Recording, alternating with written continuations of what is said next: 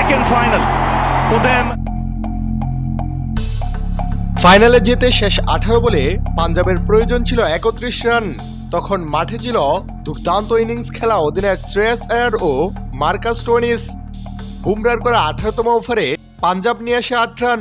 তাতে শেষ 12 বলে দরকার হয় 23 রান। কিন্তু ইনিংসের 19তম ওভারে খেলার মোড় ঘুরিয়ে দেন অধিনায়ক শ্রেয়াস আয়ার। মুম্বাইয়ের তরুণ পেসার ওয়াসেনির বলে টানা 4 ছক্কা মেরে ম্যাচকে রীতিমতো শেষ করে পেলেন তিনি। তখনই গ্যালারিতে রীতিমতো নাচতে শুরু করেন পাঞ্জাবের মালকিন প্রীতি জিন্তা। তাতে 1 ওভার হাতে রেখেই ম্যাচ জিতে নেয় পাঞ্জাব কিংস। এতে মুম্বাইকে কাঁদিয়ে দ্বিতীয়বারের মতো ফাইনালে উঠে যায় পাঞ্জাব কিংস, যেখানে এদিন একা 41 বলে 86 রান করে অপরাজিত থাকেন জয়ের নায়ক শ্রেয়াস আয়ার। তখন মুম্বাইয়ের মালকিন নীতা আম্বানিকে দেখা যায় রীতিমতো কাঁদতে। মন খারাপ করে এক কোণে বসেছিলেন তিনি। দর্শক, উল্লেখ্য যে মুম্বাইয়ের দেওয়া 205 রান পাঞ্জাব করতে নেমে 1 ওভার ও 5 উইকেট হাতে রেখেই জয়ের বন্দরে পৌঁছে যায় তারা।